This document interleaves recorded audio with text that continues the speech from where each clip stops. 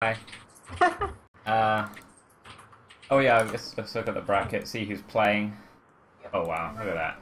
Here's what I made earlier. See, I'm not going to see this until 40 minutes, or 40 seconds from now. Let me talk through the bracket as if you could see it.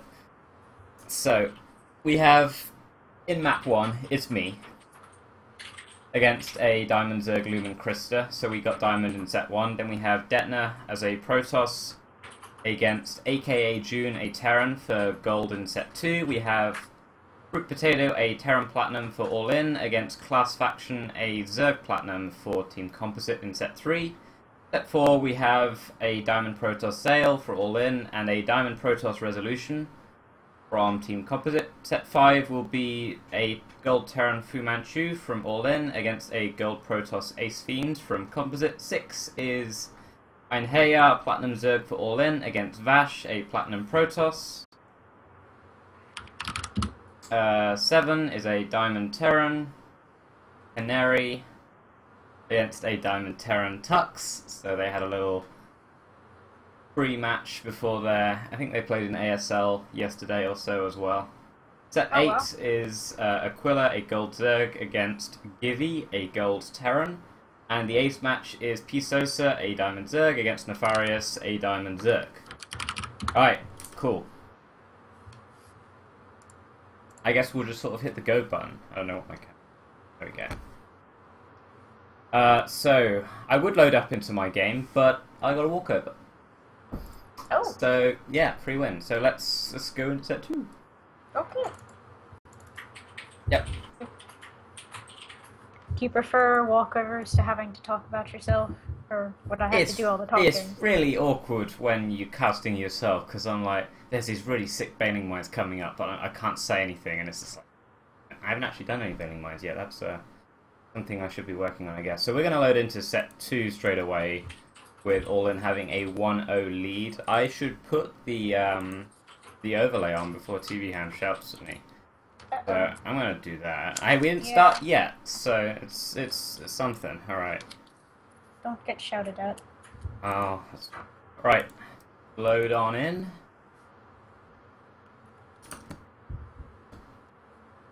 So this will be a gold PVT on Catalina. This is an interesting map for PVT. Yeah, Protoss has a lot of early game stuff they can do, but once they try and play macro, Terran's just dropping everywhere, and it's an absolute pain. Yep.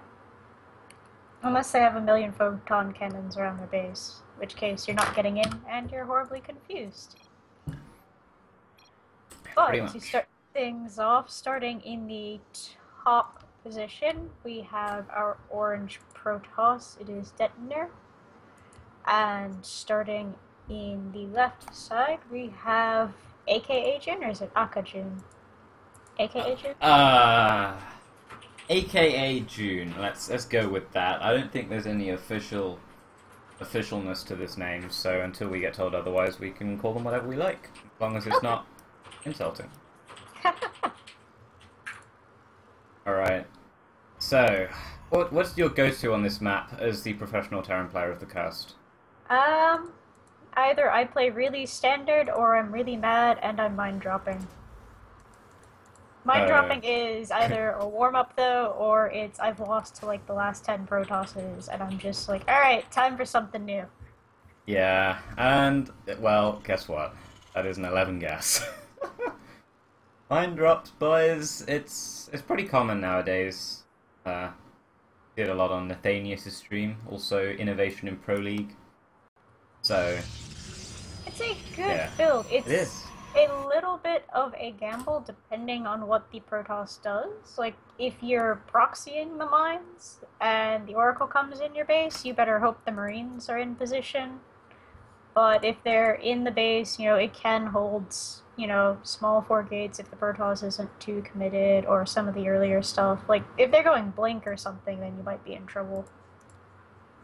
Yeah, so Detner so far, I mean, we haven't yet seen enough of what he's doing to decipher whether he's going blink. He hasn't yet taken his second gas, but I mean, he could always throw down the second gas in a little bit here after the cybernetics core and still get out some reasonably timed tech, but so far both players haven't yet scouted each other. They've both gone the wrong way, so they've been equally bad at coin flipping. Although Detonator did go ahead and make the second pylon in the base, so it's usually, if there's anything, you know, tech-wise tricky, it's not going to be proxied. And we do see the second gas being taken as well. Yeah, so things looking relatively normal so far in Detonator's base. Meanwhile, in aka June's, we have the factory thrown down right as the orbital is morphing as well, as we would expect with the gas first. We don't yet see the second gas being taken, so looks like it's just maybe, as you were predicting, a mine drop. We got nothing crazy like siege tanks or banshees coming out yet, so I think mine drops are pretty common nowadays anyway. Yeah, it's come back into play, and I've been kind of surprised. I guess it's one of those builds that comes back once everybody's forgotten about it, but I think Protoss, I mean, once it catches on, then it's going to swap back to everybody's prepared for it, and then it's useless. Yeah, well, Protoss, they used to do things like open up with a forge at like 5 minutes or so and have the cannons already prepared, so yeah, nothing like that in Camp Detna. What is Detna doing? We have the Twilight Council, actually. So we could well be seeing Blink in this game. Blink or Dark Templar. I'm just going to go out and say he's not going to one-base charge. I think that's a fair statement. Really interesting to see, but there is no expansion yet either, so this could be a pretty heavy commitment to Blink if it's not DTs. Yeah, we got 2 extra gateways coming down for Detna. Meanwhile, in Camp aka June, we have the first Widow Mine being deployed, and actually there's no starport, so it's just going to be a Widow Mine drop without the drop at the moment. Could be Oracle protection. Sometimes it's helpful to have the Widow Mine just in your mineral line somewhere in case somebody does want to sneak an Oracle in, but it's actually going to be Hellions. Yeah, and Hellions, are they good against Dark Templar? Have you ever had that scenario before? No, and not really. And what's good against Dark Templar is being able to see them. Yeah. So has aka June got any knowledge of what's going on? I mean, they have seen 2 gas in the main and 2 pylons, and they haven't been looking around for proxies anywhere. I think they just kind of assumed that it's going to be oracles, and are prepared with the Widow Mines, but they're going to get a nasty surprise whenever this Dark Shrine finishes up. Yeah, and the other thing I'm worried about is there's no eBay on the way, and the second command center is not finished, so any scans you have are limited to what was just used to supply drop. And there's not going to be additional energy for a while, and there was no Reaper made either, and so we've got 3 Zealots and 2 DTs spawning, and yeah, they're going to have a little trouble getting through the front door, but once they're in, they're kind of in. Well, we do actually have the engineering bay coming down now for aka June, so as long as they don't drop this mule on this new orbital... Oh, he just opened the door! And that's... You're worried about dropping the mule, but, I mean, rolling out the welcome he mat dropped works the door. as well. Oh! I don't know what I expected, but that was not it. Well... That's the red carpet. Alright. Cool. Well played, Detna. Door was open, I mean... that was unfortunate there for aka June, but... Yeah. And that's not what you want to see, especially if you see DTs that early and you're not prepared and you didn't scout, that it is pretty near your game ending unless the Protoss just goes back home and, like, goes to get a snack or something. Yeah. And Detna was on point. He saw the door, he walked in the door, and he won the game. Yep. That is solid. Can't fault anything there. Alright, so what do we have next? We are now, thanks to the walkover and Detna's walkthrough, I guess, we have a 2-0 lead against Team Composite. The second game will be Fruit Potato versus Class Faction, a TVZ on Overgrowth, so let's load on up. That's my favorite TVZ map that I don't play. Why don't you play it? Oh, no, because my TVZ in particular on this map has just always gone horribly. Yeah, I think some people would say maybe it's a little bit more Zerg skewed, but... Yeah, I remember that in the beginning. Every Terran was just like, oh my god, cannot play this map, and then for some reason it became the best TVZ map, and now they're like, I don't want to play TVZ on anything else, whereas I never got over the, oh my god, I can't play TVZ on this map. Yeah, it's a little bit crazy. Let's see how Fruit Potato does. He is spawning in the top right of Overgrowth as the Teal Terran for all inspiration. And spawning in the bottom left is Classification. Class Faction. It's like, there are drones in the way of the name. I couldn't... Yes, the purple guy. Yeah, so... Fruit Potato, I think in the past, definitely in Season 8, he's been one of our Platinum Zerg killers. He's been pretty damn good at just smashing Zergs, doing a lot of cool siege tank stuff. Can't really abuse any kind of positions on this map, though. Maybe, I guess, a little bit on this little low ground area by the natural and the main. You know what I mean? Yeah. I mean, there are a couple of spots, but you have to be able to get in, and usually, if you're abusing that kind of position, it's maybe in TVT or TVP. Yeah, it's tricky. So I think he's going to have to do something a little bit different here. Is this just a straight CC first? Oh my god, what a boss. Looks like it, and CC first on this map, it can go pretty well. That was the build that I was playing with it. I mean, you can do that. You can go Reapers, but generally there's the one entrance for the Reaper, and it's difficult to get one or more in. Although I think Innovation back at IEM a couple weekends ago, he just used 3 Reapers on this and went into Hellbats. Yeah, and Fruit Potato, he could well have gotten away with the CC on the low ground here, but he's just playing safe here. Class Faction did give him the opportunity to go on the low ground with the hatch into pool, or hatch into gas rather, into pool. But obviously Fruit Potato has no idea that that's going on until this SCV shows up, so as he walks his way in here, or I guess flies his way in, he'll be able to see that, oh, you've gone for a pretty quick gas here. And be prepared for speed at around 6 minutes, and I guess he's just going to sit and chill and make sure that Class Faction doesn't do anything cheeky and mine more than 100. Yep, because that would indicate scary things. Yeah. I wonder what kind of scary things he might do if he mines more than 100, but Fruit Potato's being persistent. He's waiting for the full 100, and he sees that Class Faction is still mining, so I mean... This is pretty telling. He's at this stage. I don't think it's a mistake. Class Faction really wants this gas, and it's not for Zergling speed either yet. So if it's not Zergling speed, is it going to be Roaches? I think it has to be. This is a build that I've been doing actually quite a lot against Terran. If he throws down the Roach Warren now, which I think he should, or is it? Well, there we go.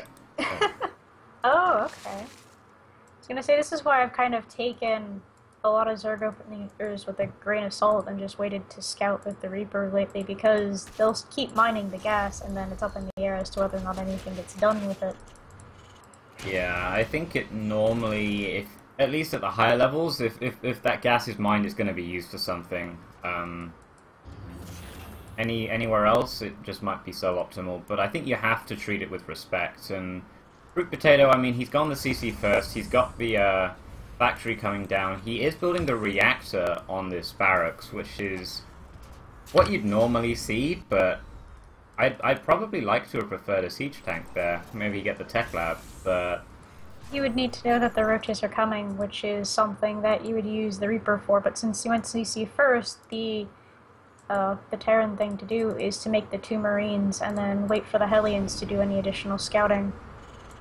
Which is probably why Yeah. the SCV stuck around for as long as it did as well. And we're going into 3 command centers, so this is more my style, but these roaches are on the way, and I know how this goes. Rick Potato did see a roach, and he double scanned there just to make sure. Yep, he sees the roach warren now, so he should probably just lift up, go straight into the main. I don't think there's any way you hold the low ground here. Yep, and the SCVs are already rallied to protect, and you're going to need Widow Mines out nowish. You're not going to be able to get a siege tank in time. Yeah, there is 34 army supply to the 6, and most of that is in production, sadly, for Fruit Potato. This is actually becoming quite a large timing attack for Class Faction. Normally this is just a timing to kill SCVs, but he's getting speed and Zerglings behind this, so he's just going to smash the bunker down, showing no regard for the repairing SCVs, and he does smash that down quite easily. And this attack, this is pretty brutal. Normally it just trades for SCVs, but against this kind of greedy play, it might just win.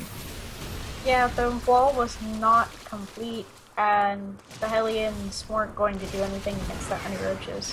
Yeah, this kind of door open thing is becoming a... Oh wow. Well, this is the welcome mat. Yeah, like this is the theme of today. It's just all of these games have please enter my base and kill me type things. So we are now 2-1, going into set. What do we got next? Set 4. This has been a very quick cast so far. Wow. Set 4, which is a diamond PvP on Deadwing. Oh.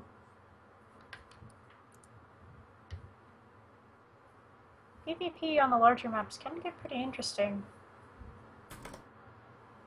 Yeah, it's renowned for having variance, this matchup, and large maps where there's lots of proxy locations and multiple spawn locations, things can get pretty tricky as well. So I imagine we'll have these players either opening pretty safe, because it's a best of 1 PvP on a spawn variable map, so that's you either play really safe or you just abuse the RNG as much as you can and proxy everything or something. I don't know. Yeah, kind of like that Liquid Hero versus SOS game where he faked out the blink and then went into the surprise CTs. Yeah, let's see if that's what's going to be the case here. Spawning in the top left of Deadwing, it is the blue Protoss sail for all in. And spawning in the bottom left, it is Resolution. Yeah. So, I mean, if the previous games were anything to go by, there would have been a proxy gate by now, and it would have been nearly winning. So far that is not going to be the case. We will be having Resolution going for the 9 scout, actually, so he is taking no chances so far in this game. Whereas Zale, he's just opted for the more economical play, keeping that probe mining, and he's going to be having a lot more income. He'll be able to get the 13 gateway down, which is pretty standard. 12 is a little bit... You cut for that, and it's obviously not going to be a 10 gate anymore, is it? Because it is going to be an 11 gate, though, actually. So, bit of an early gateway. It'd be funny if somebody cannon rushed, but nobody's thrown down a forge. Actually, it looks like... Is Resolution going to go Nexus first? If he is, he's asking to die. He's just being very greedy, going 14 gateway versus the 11 gateway of Zale. So Zale, he'll be able to have the first few gateway units out very quickly if he so desires, but it's also kind of like an economical way to get very fast tech. I think 10 gate, it almost hurts you too much to get tech that fast, but actually, yeah, we do see the second gas here for Zale as well, so... And Resolution is going to spot all of this, so a little justified in the greed, I guess. Resolution, even though he's losing a lot of mining time with this scout, he can effectively match everything that Zale does. So he sees, oh, you've got 3 in gas, well, I can get 3 in gas. And, oh, you have 2 in the other gas, well, I guess I'll get 2 in my other gas and match things. So now it's 3 and 3.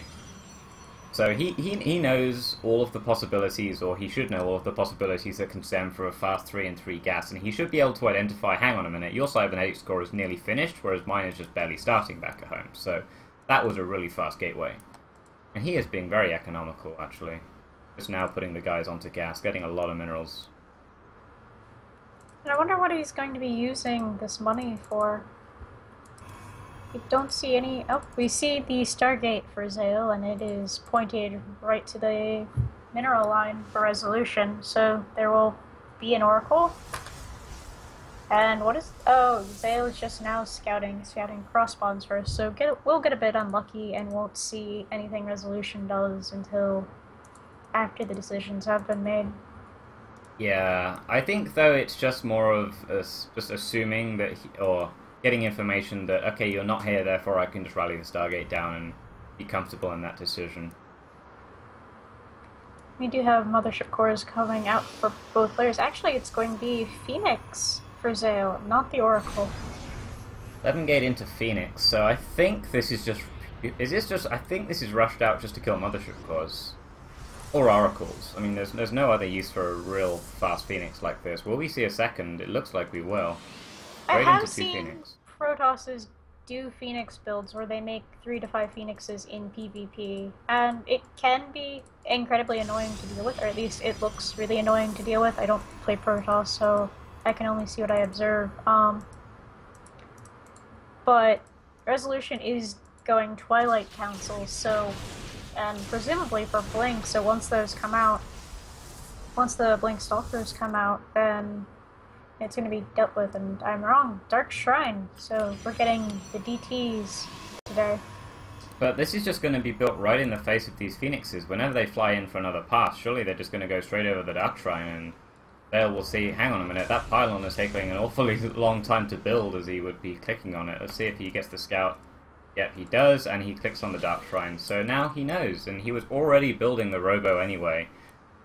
So he doesn't need to be building an Oracle, and just opts for another Phoenix, actually. It's going up to 4 Phoenixes now. Getting a lot of map control. Yeah, and they can kill the Mothership core, they can pick up Stalkers, which makes taking the engagements a little awkward when half your army is kind of kicking in the air, not able to do anything. Oh, that's the worst, when Protoss just roll in with Phoenixes and just say, sup, and lift everything. And it's like, well, I guess you don't have that problem as much being a Terran player, but... And we see the Phoenix Colossus, and it's just like, well, these Vikings are extra useless. Even more useless than normal. Kappa. We're getting an Oracle and an Observer, so not taking any chances with DTs. Yeah, both players are actually expanding as well, and Resolution is opting for a Blink-based mid-game here, but Blink has a lot of use in the early to mid-game, and it really tapers off towards the end, so he's going to have to get some damage done with this Blink, or at least use it to effectively defend against these Phoenixes, whereas Zale is just going straight into his mid-game of choice, adding on the Forge, and it looks like he'll just be getting maybe some Immortals or Void Rays just to cover himself against these Blink Stalkers as this poor Dark Templar. Oh no. It got off a scout, that was about it. Yeah, what did it see actually? It saw pretty much everything in the main base, but Zale flies in for a counter-attack and does pick off a few probes there. How many probes did he get? He got 4 probes. Has lost nothing so far. That's not bad, and the good thing about the Phoenix is you have to continually pay attention to your mineral line now, and there's no Forge on the way, so these Stalkers either have to stay in place, the Mothership has to stay in place and keep energy for overcharge, or these Phoenix will just swoop in every so often and pick up some additional Phoenixes. Or probes. I don't think Resolution wants to stay in this game much longer though. He's going up to 6 gateways at the 9-minute mark. He hasn't even moved any probes down to the natural yet. I think he's just going to be moving across the map and warping in Stalkers aggressively. We do see the first few already warped in at this forward pylon, which I am not sure if Zale has seen this pylon. He has no idea, but he did fly over the natural and he saw no probes mining there, so that's going to raise some issues. And he gets the revelation off on 5 gateways, the Nexus. How much does he see? He sees the Chrono going into the gateways, so units are coming. Yeah, so he's prepared, but this one Immortal just got blunked on, and he's going to take out one of the Stalkers, but ropes have to be pulled off the line here, and the Phoenixes come back, and this is going to be a very clutch hold. If it's going to be a hold. The Phoenixes do exactly what I said. They'll pick up the Stalkers, but I mean, they're picking up the stalkers, but it's just kind of delaying it. There's not quite enough to really get extensive damage done, so either the phoenixes have to be able to chip away at the stalkers to kill them, or this oracle and immortal really need to get the damage done. I mean, this vote on overcharge will hold for a while, but resolution can just kind of blink in and blink out. Yeah, but blink stalkers, these guys are gonna lose their value really fast, and eventually the immortal count of Zale is gonna get overpowering. The Void Ray as well, acting like a pseudo immortal in this situation, and oh dear, there's nothing back at home to kill this oracle. Oh, that's the worst feeling. But it doesn't look like Resolution's got any long-term plans. Chrono is being saved. There's no Forge, no Robo being thrown down, and actually Resolution is just on full retreat. Yeah, but like you said, there's no follow-up plan here. He just has 6 gateways that are making naked stalkers with blink. Meanwhile, Zale he's got his Forge, he's got his +1, he's got his Robo, he's got his immortal count up to 3, he's got the Stargate if he ever wants to go back there, he's got another immortal coming out, and I imagine this Twilight count will be going up for Archons and charge lots just to complement the immortals he already has, and he's moving out. What's up? I've defended, now it's my turn. Yeah, these couple of sentries, I'm not sure how much work they're going to be able to get done. Guardian Shield will help a little bit, but it's, what, 3 Immortals? Yeah, 3 Immortals on the field, the Void Ray, the Phoenixes. Yes, the Oracle died, but I mean, you can chrono another Observer if you want. And these Phoenixes are just going to continue to sneak it, pick up a couple of probes, force the army to kind of split itself to defend them, and then it's going to give Zale time to just move in. Yeah, these Phoenixes, their lives are not in vain here, as the whole army got distracted there. One attempted force field, but I don't think that's going to cut it. Those sentries pretty much died in vain. Oh no. The natural falls for resolution. He might well hold this attack, but I mean, Zale back at home, remember, he's got the full backup plan. He's actually going into blink of his own. Nice force field there. That's GG. That is GG. 11 gate Phoenixes. That's I don't know if Resolution was expecting that one, but even with blink coming, he didn't manage to stop that. I've seen it done more with the European Protosses that stream on occasion.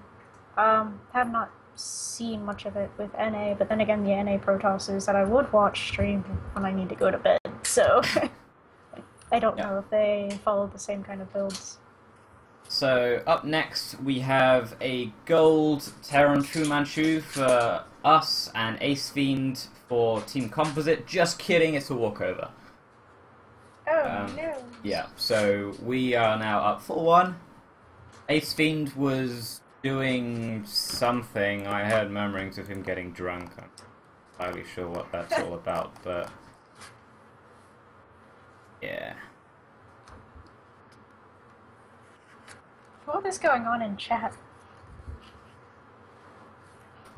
What is chat doing? I don't know. I wasn't reading. Chat is just sinister.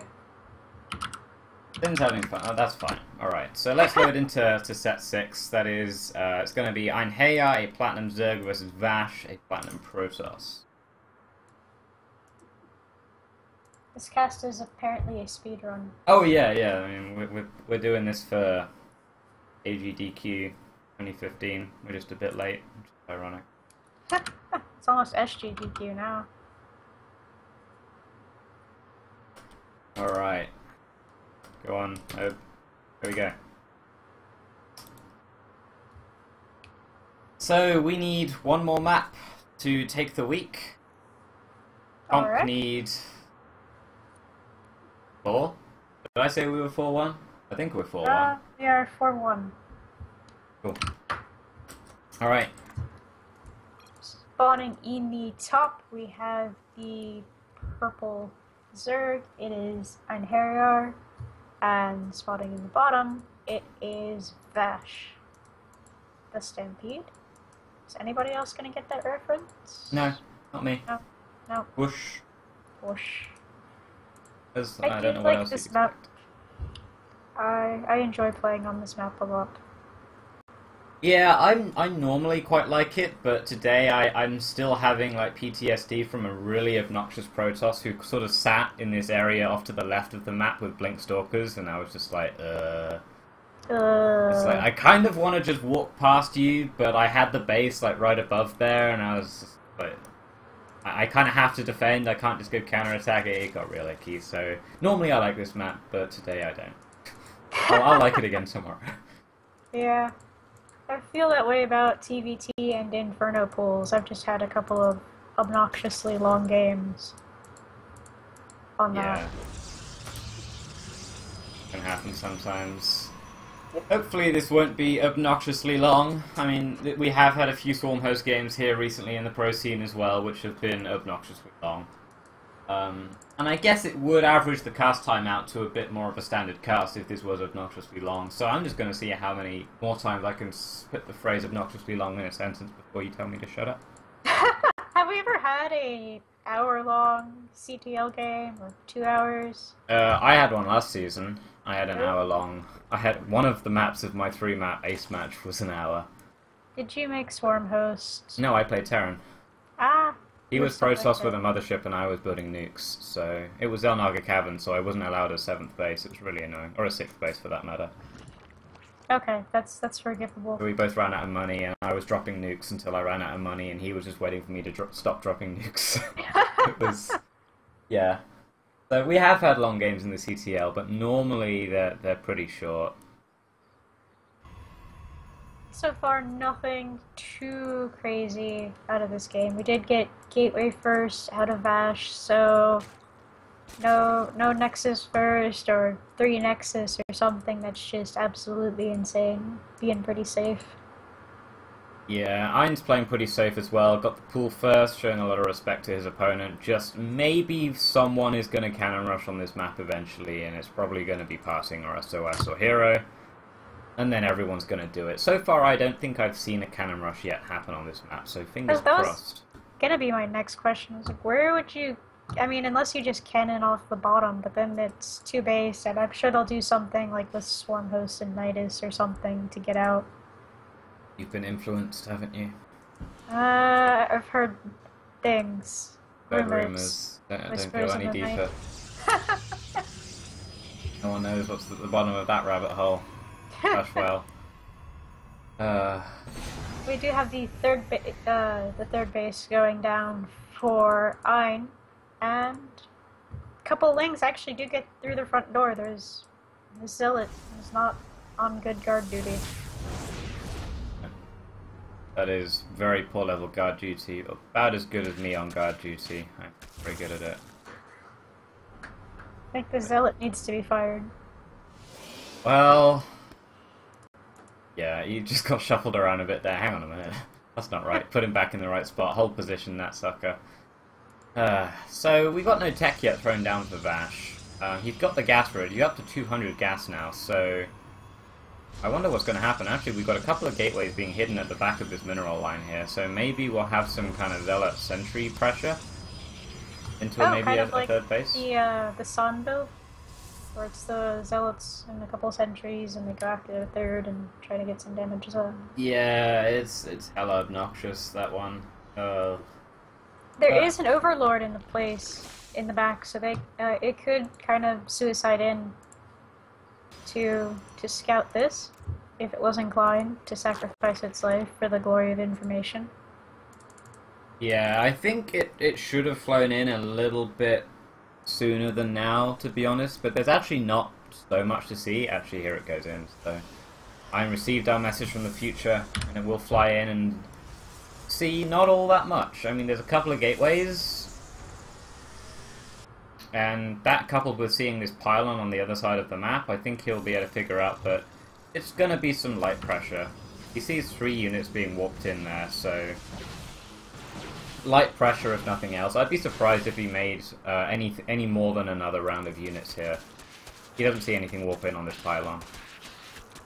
Yep, and the pylon was found. These Lings have done a really good job of kind of scouting, poking around, seeing if the Protoss has proxied something on the map, and they were rewarded for their efforts. Yeah. Ein is actually treating this with a lot of respect, throwing down 2 spines, making sure that nothing crazy happens. We do have the Roach Warren and a single Evo chamber down the back, so it looks like there will be a commitment to roaches, none of the Ling Hydra type stuff. Yeah. Meanwhile, out of Ash, he's just going to take his third Nexus here and being pretty passive after that attempted light bit of pressure. He's just going to sit on his sentries and begin the Great Wall of China. Like, this area looks pretty hard to defend, but every time I've tried to attack in, it's never actually gone well for me as the Zerg, so I'm doing something wrong. I mean, I guess if the Protoss sims cities pretty well, they can block off most of that and pretty much force you into the one area, and then force fields take care of the rest. But neither side has really shown a huge commitment to any kind of early tech or anything. It's been 3 bases, so maybe there was a no rush 20 agreement. Yeah, I mean, the highest tech so far we've seen is +1 for roaches. We do have now the Robo being thrown down for Vash, so probably up to that Colossus base mid-game, and he's just hallucinating Phoenixes. That's something Vash has been doing fantastically so far, is just sending out these Phoenixes pretty much constantly. As soon as one falls, the next one is sent out, just to see what's up, because he wants to make sure that he's not being all-in by anything particularly crazy as well. He hasn't yet seen a layer, so there are some, like, three hatchery tech timings and all-ins you can do, so I'm going to go in, see this layer morphing, and see the Roach War and the Evo, and breathe a sigh of relief that there's nothing too wild coming. Yep, meanwhile, Double Forge back at home, so we're really committed to No Rush 20. Yeah, I mean, you called it. Let's see if 20 minutes is when the first attacks happen. Oh, at the rate it's going, maybe it'll be No Rush 40. Oh my god. And I will have jinxed our obnoxiously long game streak. Yeah. Well, Ein sends a few sacrifices out just to see what's up. Bash is still at home. No one has yet gone back to this center watchtower for a while now. I'd like to see at least Ein send a Ling out there. So they're relatively cheap, but nothing of the sort just yet. Ein is actually teching up to Hydras now, and he's going to be droning probably all the way up to 60, 70, and a 4th base soon now that he sees Vash on his own 3 bases. And we have the second Evo and +2 gain research, so everybody is committed to getting their upgrades nice and politely. Yeah. No extra tech other than this Robo, though, for Vash. I mean, does he have a Twilight Council yet, or a Robo Colossus Den thing? No, it's just the Robo in the Forge, and this is actually... I can't remember the last time I've seen a Protoss not commit to something, whether it be Immortal Sentry, which would be on the other side of the map by now, or Blink, Stargate, so this is really, really passive as far as the ZVPs that I've seen lately. Yeah, I mean, this kind of comp we see quite a bit, but with Blink as well. And there's no sign yet of Blink, and I think the Twilight Council should have been thrown down a little bit earlier from Bash, because he can't start his 2-2 without the Twilight Council. And instead we get the Robo-Bear. Yeah, and the Twilight Council now. I think he realized, oh, I can't upgrade. Let's grab that Twilight Council. I think he must have forgotten that a little bit. Out of Ein, he's just going up to that 4th base, getting his roach speed. I've made that mistake as well, forgetting that today. In the same game, on this map. Oh my god, that was not a good game. But Ein, he's gonna need an answer to these Colossus that will be out soon. Does he have any idea they're on the way? He's seen Immortals, but he hasn't gone up to any kind of anti-Colossus tech yet. I think at 13 minutes into the game, if you haven't seen Immortals, then either you should know that 1 or 2 are there, or the Protoss has already gotten in your face with something. Yeah, and neither of that has happened this game, and yeah, we do have the first Colossus coming out. Blink 2-2, Extended Thermal Lance, all of those nice Protoss-y goodness things that everyone who isn't a Protoss normally hates. But Ein, he's got the Infestation Pit now coming down, and I think he's going to be going up to Vipers just to pull the Colossus in and be generally obnoxious. One thing I would like to see a little more creep spread. It's always fun when the creep spread is already at your third, when it's not happening to you. Yeah, that's true. I mean, against Protoss, people argue that it's not as important, but there has been this one tumor pushed out pretty far, and it would be nice to see it a little bit more active. And there's a little bit extra energy on some of these Queens from Mines, so maybe after those have injected, we could see those spread a few tumors around the place. But they're also pretty useful in this matchup to keep the energy for transfuse with pesky things like warp prisms and keeping them later for Ultralisks. So, oh yeah, I have pros and suffered a cons. lot at the hands of warp prisms lately. But we will be having this engagement, and he doesn't have anything to actually deal with these Colossus yet, except for the fact that they don't quite have range. Just now is it finishing up, and Vash is going to pull back, make sure that finishes up, and looks like both players noped their way out of that fight, but both players are also approaching 200 supply, so they're going to have to fight pretty soon. It's not 20 minutes yet. It's not, no. I mean, it was no rush 15 though. 16. So we're just gonna get some more posturing. And it looks like Ein's actually going to hightail it on home. Yeah, I mean, he Take just the finished gold his base. hive. So, Vipers really augment this Roach Hydra Ball immensely. It's kind of like the Protoss side of things, where you have like this group of gateway units, and you just throw 2 Colossus in that, and it's so much more powerful with the 2 Colossus. Same thing with the Vipers. And I don't know if Vash has identified the hive yet.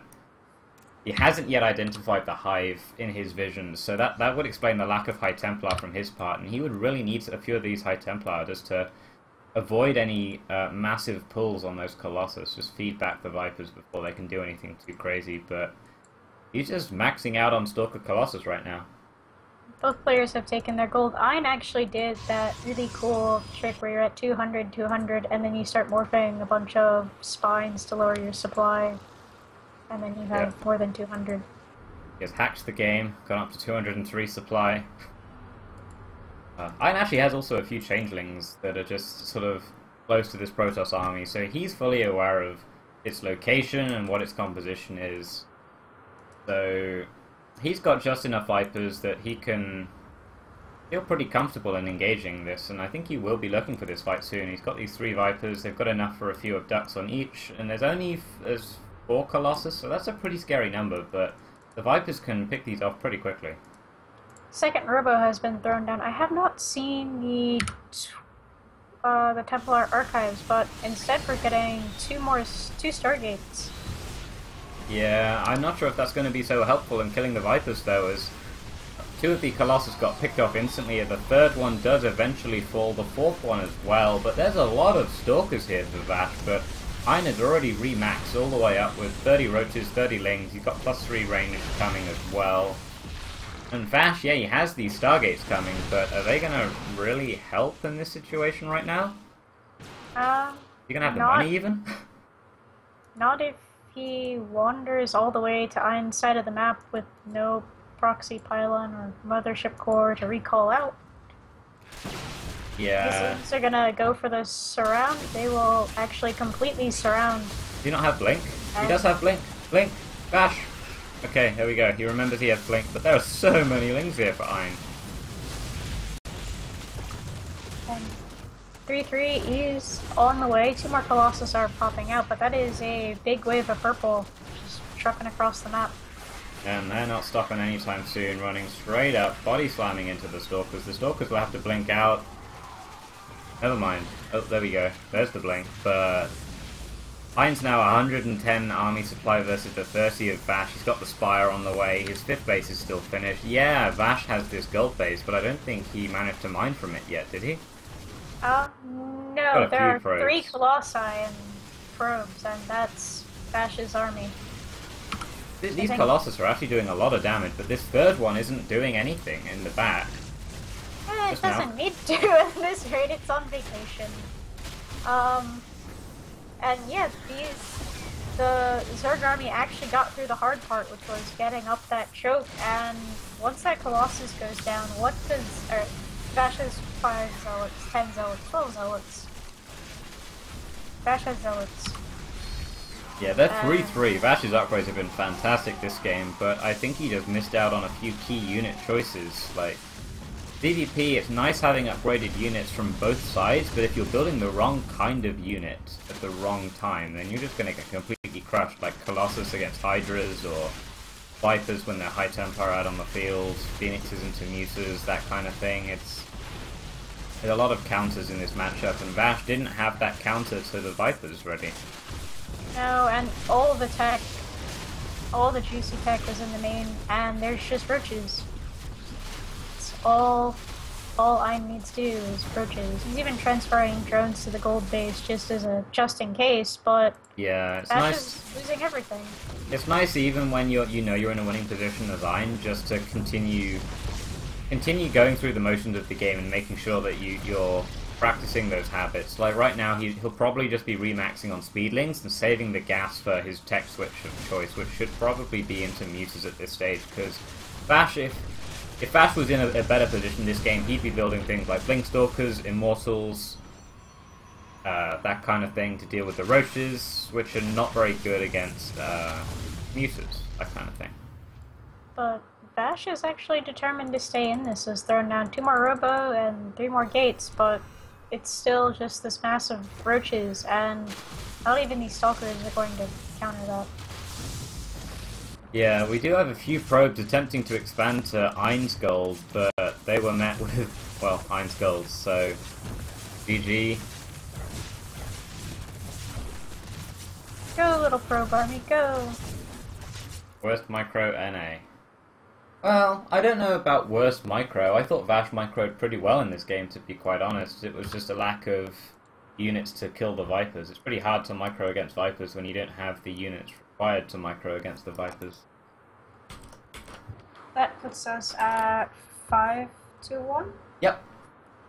So, All In definitely take this week, securing the 5 wins, even though we only played 3 maps for those wins. Such is life. So set 7. Wow, we're only like 45 minutes into this cast and we're on set 7. Set 7 will be Canary versus Tux, a TBT on Inferno Pools, so has the potential to get crazy. It does. It also has the potential to go for longer than an hour, and I'm not bitter at all. We will see as we load up in. Let's just get right into this game.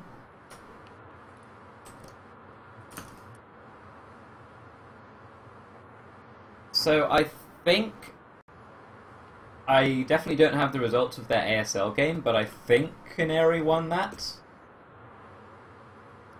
There is one that he won or lost, and then there was one that was a walkover, I thought. Quite possibly. And Either we're way. gonna get reminded and yelled at in chat by somebody. Someone's Not gonna knowing. shout at us, yeah. But spawning in the top right, we have the Canary Yellow Terran. Or no, that's Tux. Never mind. I lost everything. Go ahead. Oh my god, it's Tux, guys. Tux is yellow. Look at this. Canary's purple. There he is. They're on top because top is best. It was like one of those things where you know you're wrong as you're saying it, but It's you just gotta- like, keep going. Maybe no one will notice. It's alright. Everyone noticed. Cool. Yeah. Spawning in the top left, it is Canary. This is the first horizontal spawns on this map I've seen in a while. Yep, let's hopefully they know how to build depots in the right spot and not let speedlings run in. That would be awkward, especially in this matchup. So, what do you reckon? Gas first? We're going to be seeing Reapers. I've been seeing a lot more Reapers from at least DTL Terrans this matchup, and it looks like Canary's going to be opting for the Reaper expand or the Reaper into something. That's Tux that made the gas first. Yeah, Tux is opting for the more standard stuff. And Canary is actually going Rags first and gas on 13, so could be a Reaper. It's not going to be the world's fastest factory. Yeah. So what are you up for on this match? In this matchup? It depends Rachel on Raven? the spawn. If it's horizontal spawns, it's great, because then this game might actually end. If it's cross Yeah. spawns, then you just kind of bang Float your to head the against island and keyboard mass ravens? Yeah. No, I had one where somebody did mass up a few ravens, and it was like I had them on like 2 bases, and then just couldn't push in because of the ravens. Drop a nuke on them. I should have. It was at some point. It was just like you hit the point where it's like you should be dead, but these ravens. Yeah, or EMP. That would have that's pretty good against ravens. EMP actually doesn't work on the ravens. I've tried. Did not? Yeah, it didn't for me. So maybe I got a glitchy map or something. But yeah, I EMP'd them, and I know I hit them, and then they just kind of did raven things. Well, they have 200 max energy, so you might have needed a double EMP. Either way, no ravens yet. Let's hope for no ravens. That's all the raven discussion we need for this map. Yeah, because if ravens start coming out in this game, we're gonna make up for lost time, and it will. Oh yeah. Speed run. The run is over. We've slowed to the walk that you do after you've already ran, and you've got the cramp in your stomach, and your feet hurt. Blind people run in this community. I did not say that. Nope, I did. I will take full responsibility. I will go down with my ship. So Tux is not taking his second gas. He's not making any crazy units. Let's talk about StarCraft for a moment here. He's just going to go Marines and Hellions and probably a Medevac and then just kind of go. Which is really nice against Banshee-type openers. But Canary isn't opting for Banshee-type openers. He's just got reactive Hellions and the CC. Pretty fast. Kind of similar to what we saw in him versus Lando, actually. Yeah, fast CC, if you can get away with it as the Terran player, it's great because you're going to be pretty ahead. But if the other Terran scouts it and punishes you, you can go down pretty hard. Oh yeah, you just kind of die instantly. There's not really any ifs or buts about it, but yeah, it's I believe the appropriate word is wrecked, and Canary is actually going to scout with those Hellions, and it's going to find Tux pretty easily. Pull the other one back. Wouldn't that be so meta if Tux made that line of defense on a base he wasn't in? And then you get the Hellion drop in your main, you lose all your SCVs, and you wonder why your roommate. We don't talk about that. It's fine. It was a good idea. It was an excellent meta. Yeah. Speaking of Hellion drop, well, the Hellion part of the drop is got completely annihilated. So this drop isn't gonna do. Where's the drop? Here it is. It's not gonna do so much. It could do more damage than it should if Canary does not pull units into position, and right now there is nothing protecting these 21 SCVs. Well, luckily for Canary, Tux just flew straight into the Hellions, so Hellions, they're going to be in position, that's for sure, and Tux just gives up and flies away. No reason to drop in there. He just threatens it. Meanwhile, back at home, he's pretty safe from anything. He has opted for a pretty safe building placement, though. Just a CC in the main, taking no risks. Going into Marine Tank. Yep. Canary is going to follow this medevac home, and the wall is up, so nobody's getting through the front door this time. But these Hellions can poke at the depots, and you really don't want to be supply blocked at this point in the game. Yeah, there's a landed Viking there, which is surprisingly good against Hellions, and there'll be a siege tank out very shortly. So Canary's just got a bit of paint damage done on these depots. He's not going to get that much more done. And straight into a Raven and a fast third CC from Canary, so macro play. Yeah, and going into the third CC is good in TVT if you feel like you're behind. It's kind of your way of catching up, but, you know, it can also backfire if they decide to pull their units and truck across the map. Then it's just the same as trying to take the natural too quickly. You're gonna die a terrible, terrible death. Canary's pulling actually everything home now, but he initially just chose to pull the weak Hellions home, get them repaired up for later. And Tux is now just very casually moving out, taking his natural. No rush to do that. The good thing for Canary is that his natural's already been, you know, there's already been the SCV transfer. It's been mining for a little bit of time now, so he has delayed that expansion, and it looks like Canary is continuing to try and poke around, be annoying on Tux's side of the map. So where does Canary go from here? Well, he's adding an extra factory. So looks like it's going to be straight into mech from here on out. Oh, third factory goes down. This is going to be mech. Oh, this medevac is so weak. If there was a Viking here, there sadly isn't. That drop would have got absolutely annihilated. It might still do with an auto turret or something thrown down here, but Canary is a merciful god, and lets the Marines escape. Where is his Viking actually? Does he even have one anymore? I mean, there's one that just popped out, but nope, that's it. Okay. No, there's no Vikings. There's no engineering bay either, so no turrets anytime soon. No armories yet for Hellbats or mech upgrades either. I think armory's just going down now. Yep. And the UK. And Tux has moved out. He's got a sizable marine force, no stim or anything of the sort yet, but he's got 3 tanks to accompany it, and this fight could go horribly wrong for Canary. Yeah, he does choose to retreat there.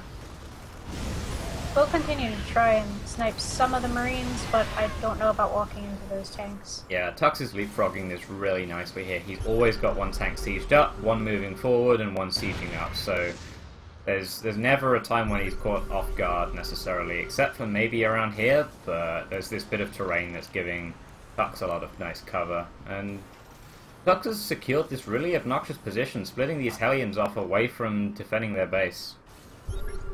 And is going to continue to leapfrog forward.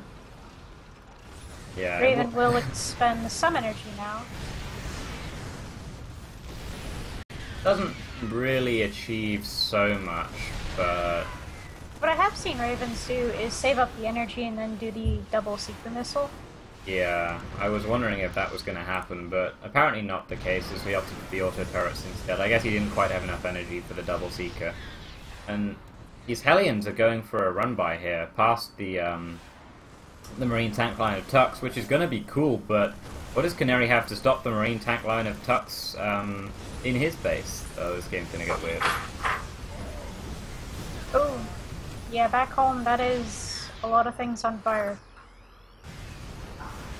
But there's still a lot of tanks, and Canary's base is sieged up. Ooh, the Hellbats do more, and that's nice, but Tux does clean it up, and Canary can't leave now. Yeah, does Canary have any, like, Banshees or something that can maybe clean this up?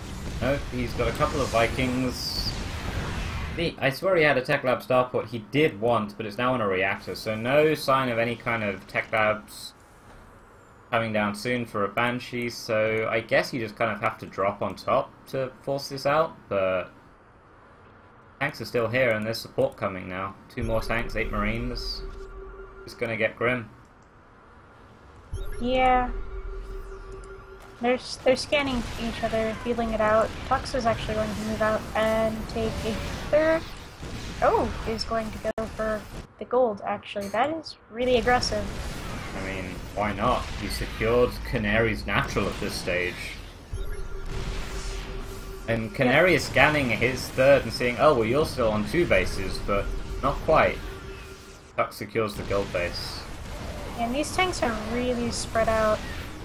It's not like the tank clumps that you do see sometimes.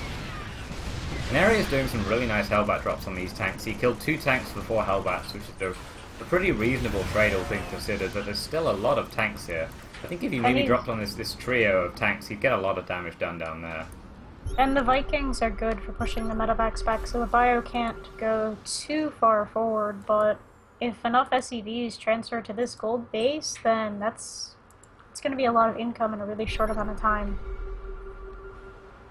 Yeah, these Marines have just arrived now. Oh, that's the worst time to be dropping Hellbats now, just as the Marines show up. That is unfortunate. These tanks will get cleaned up though, just barely, but there's still a couple of tanks towards the right side, and Canary has actually unsieged most of his tanks, and Tux decides that's the time to stim in, and a lot of his Marines will get cleaned up, but he did get one of the tanks, so trades are going back and forth pretty evenly here, but a lot of Canary's units did just charge forward onto that tank and didn't really get much done there, but the supplies are still dead even.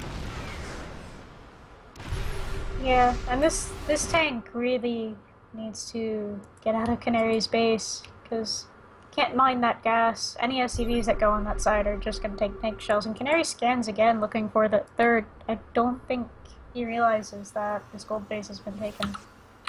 No, I think Tux needs to just drop all of the mules on this gold, because even though they're equally as valuable as blue mules, it's just, you want to get that money away from potentially Canary later on and mine that out as fast as possible. Tux has chose to resign his position and retreat back to his third base, get those tanks repaired up. These tanks have done absolute work this game, really solid. Something that Tux is falling behind on is the upgrades. He's only just now researching +1 for his bio, whereas Canary's just getting +2 for his mech weapons, so Canary does have that going for him, but it's still really awkward for him to move out and defend his third base. Yeah, Canary is going to have to lift up this command center if he wants to save it. I don't think he's going to save it. It's too late. It's dead. It's on fire. It's burning. Shoot the building enough until it catches fire and explodes. And that is kind of the difficulty with TDT on this map, is that third base, no matter which one you take as the third, be it the gold or the far one, you do kind of have to worry about defending that a bit. And Canary is actually going to GG as Tux loads up for the medevac in the back. Yeah, he finally scans and sees, oh, you're on the gold base. That unfortunate moment where A, it's kind of a hidden base, B, it's a gold base, and C, it's been in your face for this whole time.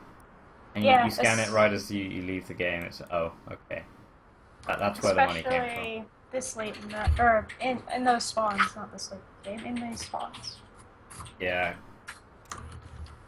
Well, a valiant effort by Canary, nonetheless. I do believe he gets his revenge, though, so all is okay in the world, a little bit. A little bit, yeah. Alright, what do we got next? We have...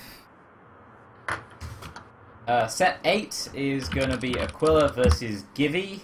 Givy was like a random sub-in for the last week or so. So, I don't think anyone knows much about him apart from the fact that he's gold and plays Terran. What's the map? The map, Expedition Lost. Oh, okay. I forgot to say that part.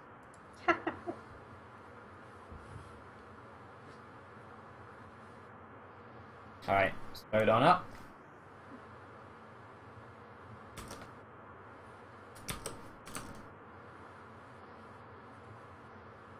This map has gotten really interesting. I think people are finally figuring out how those back rocks work.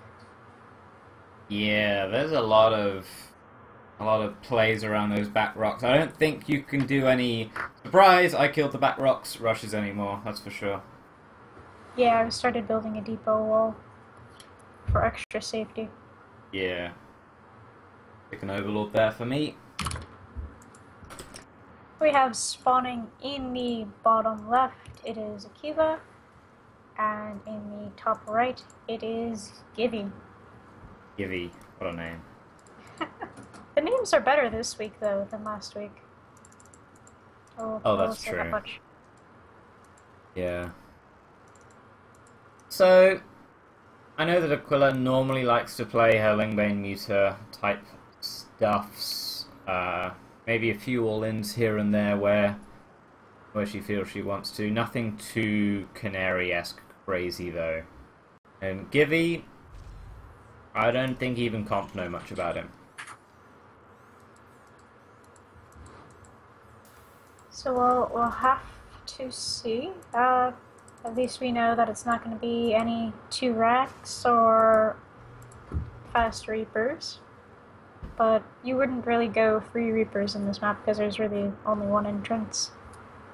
I have had someone just proxy 2 racks Reaper me on this map anyway, though, just because they're abusing the logic. It's bad on this map, therefore he won't expect it, therefore it's good. And it killed me pretty hard, so props to them. I think it might also depend on where the overlords typically go for Zerg. Yeah. Because I feel like you could scout that pretty easily, or the places to put it that would be outside the overlord's line of sight are kind of far back. Nothing completely crazy yet, just hatch first. I imagine we'll be seeing the pool and the gas very shortly. You could well say, oh, you're only going to make one Reaper and go gas into pool, or maybe get a late pool. Yeah, just a 15 pool, nothing too crazy. Givy is already mining gas, though, and we've got a single Reaper on the way. Yeah, I don't think he'll make a second, to be honest. I think it'll just be the reactor and the CC. He's not building the depot now, so I think he's just going to save up. Yeah, it's generally a good thing to do on this map, because even though the Reapers can't get in too far, they can keep the Zerg in their side of the base while you put the CC on the low ground.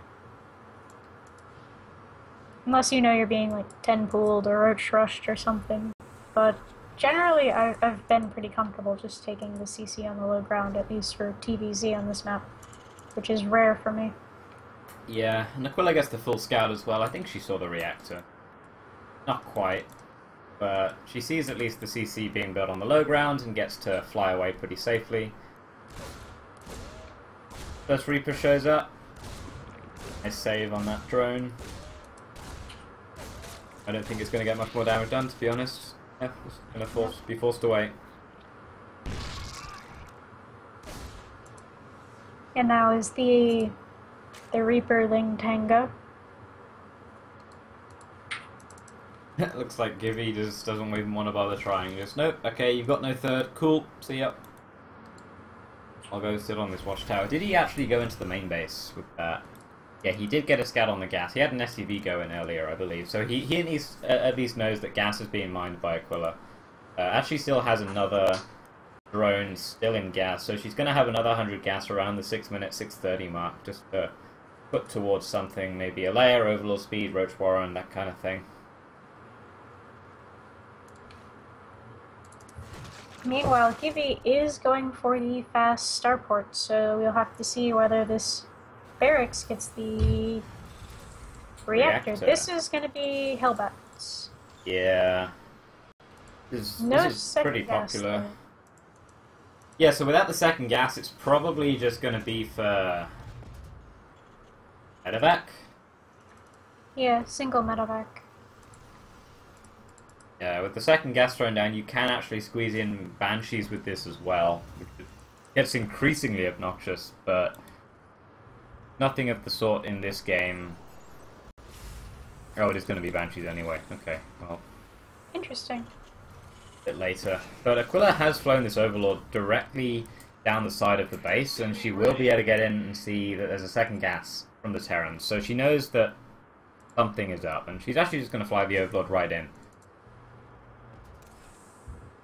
Yeah, and this Overlord is going to get a pretty good scout. There's nothing here. The Marines are only just now being pulled back to defend it, and is Cloak going to be researched as well? We're waiting for 100 gas. Don't quite have 3 SCVs mining in the second gas. Yeah. Meanwhile, back at home for Aquila, she's got the second gas taken, the Roach Warren, a few Spore Crawlers being thrown around as well. So she's recognised that the Banshees are on the way, and she's got some Roaches ready for the Hellbats, but hopefully we see a few more Roaches being pumped out soon. The armory has been thrown down. It's about halfway done now. And these Hellions, they're going to just rally across to this watchtower, and they're going to make the assault on the third, which has finished. So no hope for a cancel. Yeah, Aquila doesn't actually have that much map vision right now. It's just this one Overlord across the map, and everything else is pretty held tight back. And there's also no creep tumors yet, so no way of getting these queens out to defend what's probably... the third's probably going to be attacked by this, so it's going to be tricky to defend, but it looks like she's just planning her own all-in, getting Roaches in the Baning Nest as well. Cloak has also started pretty late, though. I don't think any additional Banshees are being produced.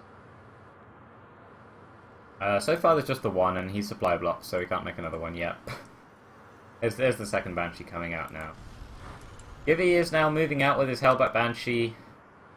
Marine Force, a little bit late, but yeah. Yeah, I'm ideally you nitpicky. want to have your Hellions in position by the time the armory finishes so that you can hit sooner, because this would give, otherwise, the Zerg time to repair with additional roaches or banelings, but Yeah, there's nothing here to defend this third for Aquila, and the Hellbats are just going to go to work. they The are gonna units go to are work. out. Oh, there are a lot of roaches and banelings though, so I this mean, could Aquila actually... can clean this up, but I don't think she had the knowledge of the attack coming, not having her watchtower on this top side, so if she had known that this was coming, she probably could have been in position to stop this attack, or at the very least trade her army away from it. But now she's locked back on 2 bases and got a lot of minerals built up, and she's actually managed to make a lair and a spire and an overseer behind all of this, so props for that. But Banshees are not going to be very... well, Banshees were not going to be very annoying, but then it just flew into 2 Spore Crawlers and the Queen, so... The Mutas will be out soon, and you'll be able to put on a lot of counter pressure with Mutas, I think, especially as it's going to be a mech follow-up from Gibby. Yeah, the 2 racks have just, or 2 factories have just finished up, and they have add-ons thrown on them, so they're not going to be able to produce units for a little while yet. Ideally, I would like to see Gibby go ahead and throw down the 3rd command center.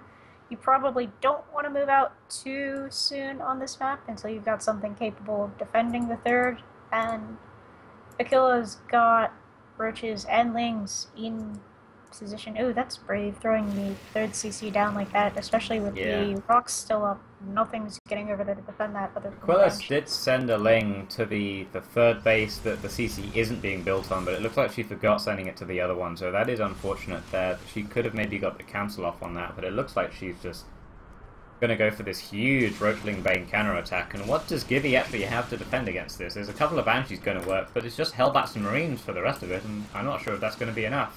And if all these supply depots go down, it's really not going to be enough. The door was once again open. The recurring theme of today is the Terran forces get completely overwhelmed in this That natural. was more, the door was forced open, but yeah.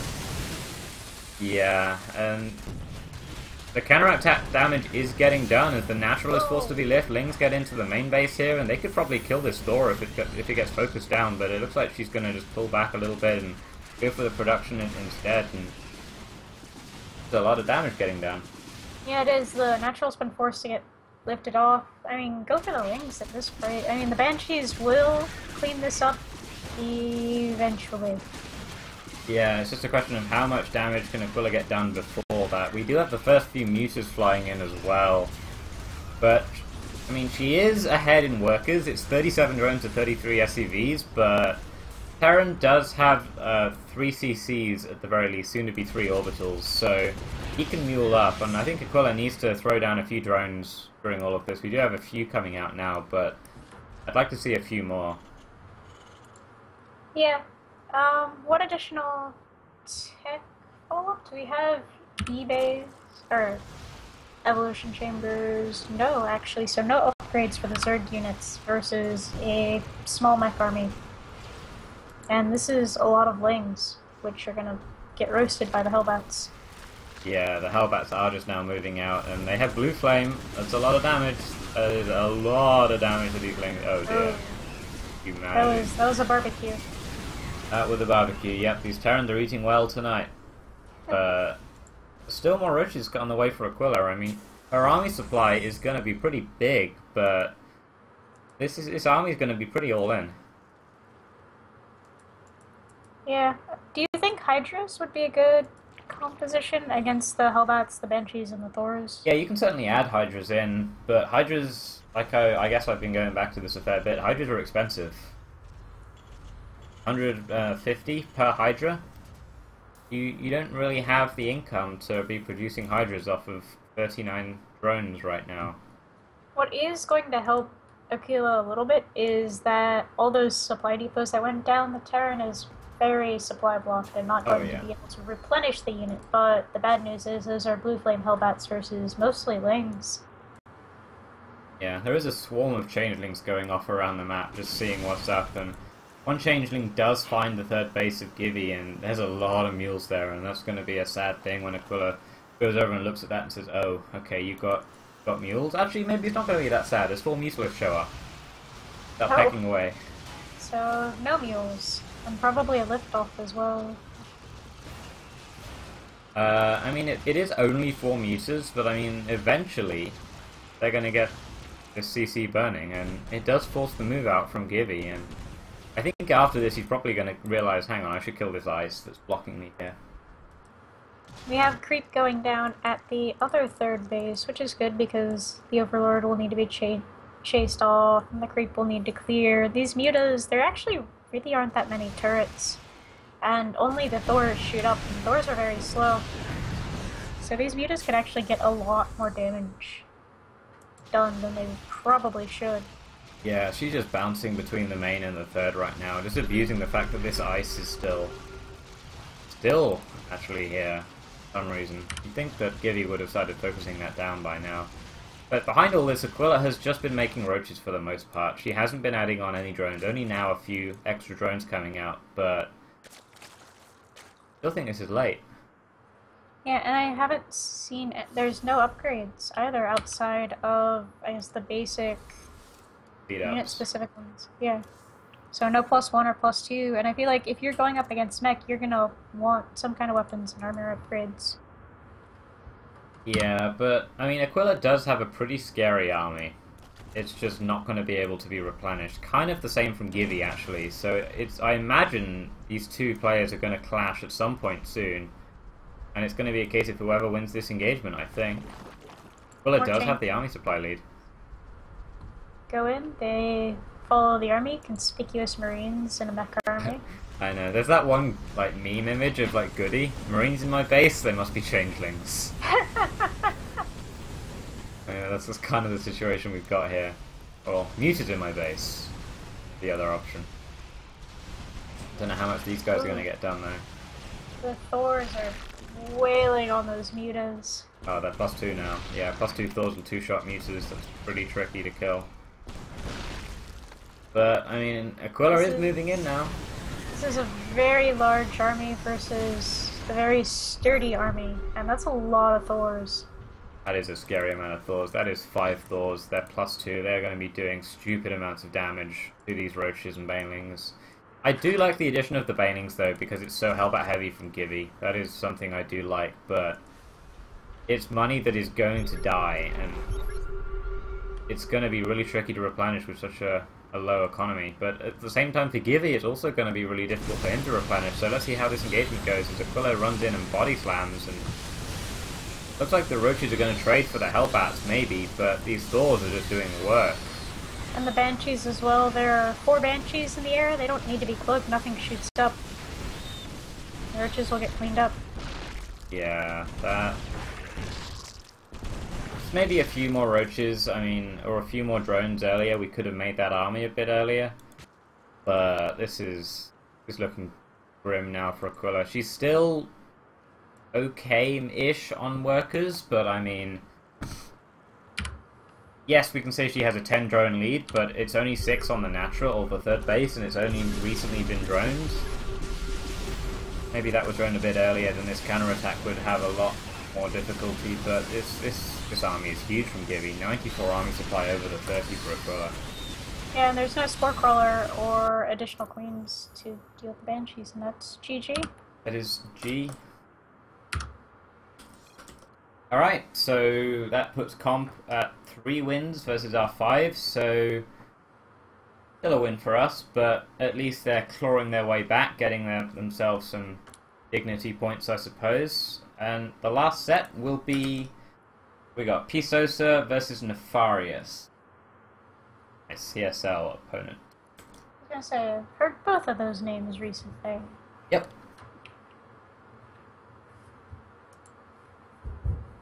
I played Nefarious last Thursday and I 3-1'd him, so Pisosa saw those games, I sent him those games, so he should know what to do. If you kill the Nefarious, you win the game. my proest of tips. So let's load into map 1, which will be on Catalina.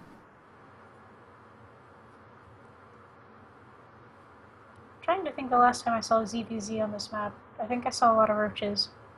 Yeah. Yeah. It's either roaches or it's mutas into roaches. That's ZVZ for you.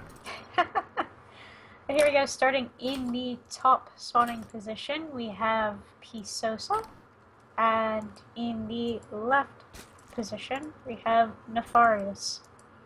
So you three have just been kind of trading opponents lately. Yeah, I guess so. So, yeah, that's true actually. Yeah, I played Nefarious played Pisosa, I'll play Pisosa. Yep, wow, I didn't realise that. It's the circle of opponents. Yep, so I'll be doing some research during this series.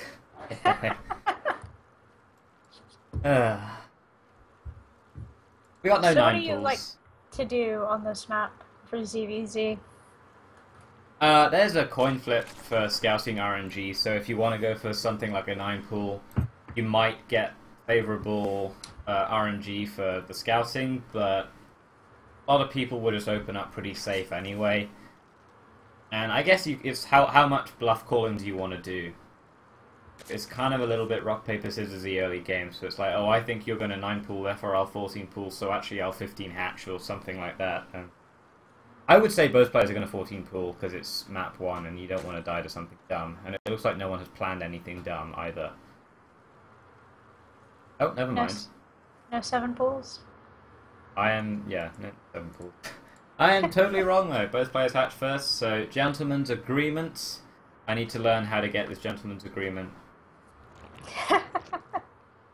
And it looks like Pisosa's Overlord will arrive just moments ahead of Nefarious's, but they will scout each other at about the same time. Yeah, I'm surprised that Nefarious' second Overlord is going so far to the south. I think he passed Pisosa's Overlord on the way up, so definitely going to be rerouting that Overlord very shortly. And both players are adding their spawning pools, and Nefarious has opted for the gas very fast, whereas Pisosa has opted for the gasless. So Nefarious has the option of putting on very heavy aggression with his Lings and Banelings, or he has the option of seeing, oh, you're gasless, I'll just get Ling speed and take a stupidly fast third base. I feel like I don't see the stupidly fast third base. I usually see Freelings and Banelings. Yeah, I mean, it's actually quite tricky to attack into a gasless player because they have so much extra minerals for queens and spine crawlers, whereas if you then opt for the... we see one spine crawler go down here, but if you instead opt for like a really fast third base, the queens and spine crawlers that he has money for are not going to be attacking your third base. Not anytime soon, at least. It's a slow march. Yeah, so... Pisos is actually just throwing down 2 blindly at this stage. Did he scout any aggression? Yeah, he saw the gas, he saw the pool, so he knows that gas before pool happens, so he knows that it's going to be a fast speed, and actually there's a lot of Lings coming out for Nefarious. Yep, 10 Lings about to pop. The queens are actually going ahead and moving down, so threw off the they're not the transfuse. The other one. You're gonna get this Overlord. I mean, Nefarious was already supply blocks at 28 and wasn't building an Overlord for a good 30 seconds. That's 2 Overlords he's gonna have to build to get this Ling aggression going that he has planned, and I think he's probably just gonna give up after this. Yeah, he's just sending the Lings across, and I think he's just gonna drone behind this, to be honest. You can't do this kind of aggressive build if your macro slips. That's the ironic thing about all Lins, is you need really good macro for them. Yep, and the queens are already in position. They're hovering by the ramp. There are 2 spine crawlers that are already completed, and the creep will be out, so you'll be able to see it just before it hits. Actually, the Overlord catches all. Yeah. Leaves. Done. Behind this, Nefarious is actually opting for even more speedlings, though. He's got a few drones coming out as well, but... And the Baneling nest as well. Really? Gases have been taken for Pisosa, though, at the natural, which is kind of interesting considering all the Lings that are coming his way. Yeah, I mean, there are pros taking it at the natural. Obviously, with the heavy aggression coming in from Nefarious, it's going to be real tricky to secure these, and oh my god, Pisosa moved down the ramp. Luckily, he's got a full wall off with his his Roach Warren here, but Nefarious could run in if he wants, but he's so indecisive with the Lings that he's taking a lot of damage here, and all of the Banes going... a lot of Banelings. Oh my god, all of the Pisos of Lings ran straight into the Banelings, but then all of Nefarious' Lings ran into the Queens and Spines, and everything kind of just died, which is something that happens in ZVZ. And Roach Warren is free to be retaken. Pisosa just goes for a lair now. I'm guessing this is going to be for Mutas? Or would that be with 2 gases in the main as well if it was Mutas? Yeah, with Mutas you need a lot of gas, so it's probably just going to be into the Roaches, even though his Roach Warren died and he's remaking it. Yeah, we got the double upgrades actually coming out for Pisosa, so he's feeling confident enough that he's just going to say, yep, I have enough of a lead that I can just go double upgrades. Double upgrades is actually a little bit of a risk in ZVZ sometimes, so Pisosa's obviously confident. Nefarious is backed off for now and is taking a layer of his own. He's no longer trying to do the mass speedlings into the wall, but there is a Ling placed outside the third to kind of have an idea of when it's being taken, and this one speedling got a creep tumor for its efforts. What a boss. You attacked something that can't fight back. Hooray! It's really annoying to deny that vision, though. That's 25 energy you just killed inadvertently as well. Nefarious, I do know, likes his Mutas, but this game he is going to be opting for the Roach play, and I think, to be honest, I might have preferred him going Mutas this game, because he's kind of just doing the same thing as Pisosa, but from a position where he's behind. He is taking the third a little bit faster, though. Do you think Pisosa is maybe afraid that it would be Mutas, or is just kind of being extra safe and getting the Roaches out first? I'm not sure whether he thinks it's going to be Mutas or not, to be honest. How does Pisosa leave his base? He kills the Evo when it's done researching. That's probably why he's not doing anything yet. Yeah, that's awkward. I think he's just going to kill this Evo that's literally hemorrhaging everywhere. Making squelchy noises. Nice. Got to quietly wait for the upgrade to finish. Yeah. Well, this will benefit me, but it's taking a while. Single Evo's the meta anyway, so I mean, we don't want this second one. Yeah, rip. Oh my god. Evo just got annihilated there. It's bombs all over the floor. It outlived its usefulness. Yeah, and Pisosa's going to move across the map now. He's got 1-1 Roaches with speed, and he will run into Nefarious' speedlings, which are going to be setting up for a counter-attack or a flank of some kind. Yeah. Actually, the Lings are going to run into the Roaches, and they're really determined to try and get into this base, but it looks like they'll be denied. And Pisosa is just going to march Roaches across the map, and probably go for this third. I mean, Nefarious does have his own Roaches out, and they do just barely finish Roach speed and +1, but they are going to be down on upgrades, and Pisosa has already got the position on the top of the ramp with all of his Roaches, and he's just focusing the third down. I think he's just going to run afterwards, to be honest. Yeah. And now Nefarious is back on 2 bases, is forced to retake that, which gives Pisosa time to catch up on mining.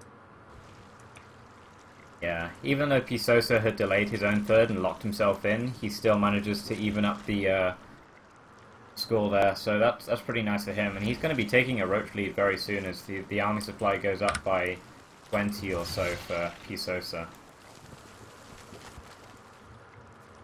Yep. And what else is going on? Anybody adding in Hydras or Infestors yet? Or is it just Roaches, Roaches, Roaches? Yeah, it's probably going to be Roaches, Roaches, Roaches for a long time, which is what most people get bored about watching Roach versus Roach DBZ, but DBZ is a lot more about the units themselves and just having more stuff than the other guy, because even if, for example, Pisosa has better upgrades, for example, in this game, but if Nefarious has like 5 or 10 more Roaches, then Nefarious just wins. So adding in Hydras is all well and good, but there's going to be that awkward moment where the Hydras are just barely popping and the other guy has 10-15 more Roaches and he wins. So there's going to be a lot of Roaches from here on out, and Nefarious may have overstepped his welcome here as Pisosa just runs in kind of... I think Nefarious is admitting defeat here by not retreating. Yeah, I definitely walked into the wrong neighborhood with that. Pisosa was all spread out and ready to accept the concave, whichever way the parties came at him. That sentence went. Okay, alright. That's only immortalized on the internet forever, it's okay. Ah, Alright. it was a roach hug. Yeah, the roach hug. So, I mean, Pisosa's just gonna walk right in and say, "Sup, done." Continue making roaches. There's the Hydro Den. I mean, this is, yeah, it comes down when Pisosa is murdering Nefarious right in the face. That's when he feels safe enough to throw down the Hydro Den. And that's GG. game one. That's game one. Well played, Pisosa. So he gets to veto something, and Nefarious gets to pick the map because he lost. No, is that? Yeah, that's the way it goes. Loser picks with the winner vetoing. So Oh, okay. map 2 will be Vani Research Station. Okay. Do you think we will see the same thing, or will there be a little more bling-bling action in the beginning? I would be inclined to say my initial reaction is probably defensive play because it's such a tiny ramp. But then Nefarious' play, it's very difficult to predict. So could well just be straight aggression. Alright, well, starting in the bottom, we have Pisosa, and Nefarious this time is spawning on top. Yep. So no 6 pools. People aren't that stupid. We might have a 9 pool though. I don't know if Pisosa does it that often. I know he's done it. I remember him doing it once. Actually got a drone following. Get that guy to work. 9 pools. 9 pools. Nefarious is down, and he 9 pools on Vani. Wow. So this might go very well or very poorly for Nefarious. I mean, if Pisosa hatched first, then Nefarious is incredibly happy. Whereas if Pisosa goes pool first, the rush distance is so long that just by the time you arrive, there's going to be lings out. Wait and see if Pisosa hatches or pools. And it looks like this Overlord from Pisosa is angled closer to the natural, so there might not be a scout, and I don't know if Zerg's drones scout each other. No. In theory, Overlords is all the information you need. Pisosa's actually going to throw down the spawning pool first by the looks of things, and I don't know why he's building it out here, but... That is an awkward position, especially since we know that he's being 9-pulled. I think the only reason that Pisosa is building this here is just in case Nefarious saw my game against Roxas, decides to 6-pool and builds a spine out here or something. He wants to see the drone come in and build a spine. That's my only explanation I can possibly think of for putting that there. Else you want to put it a lot more closer to the hatchery, maybe with a little bit of space in between, so you can stick a queen in between, so it doesn't get surrounded by lings or speedlings and die a horrible death. But Pisosa does get the favourable opening here, but he doesn't know that it's a 9-pool until it'll arrive on his doorstep by the looks. And I don't think this Overlord saw those lings. No, I think it it didn't. just passed out of sight. So, Do you think this spawning pool is at risk of being lost? Or since it was the safer opening, will it be defended pretty easily? I think it's probably just going to die. Looking at this, Pisosa's not making any effort to move out and defend it. He's just throwing down the spine crawler. Got 2 lings to the 8 of Nefarious. I don't know why this spawning pool is out there. Pisosa just now reacts, but I don't think this is going to go well, maybe? Oh, this is so tricky. Pisosa's going to definitely lose a lot of these drones if he's not careful, and probably just the spawning pool itself. He needs to make another queen or something. And it's lost. That's a bit of a setback. Huh. Well, this game got weird. That's awkward. So now Pisosa builds the spawning pool in the right position. Yeah.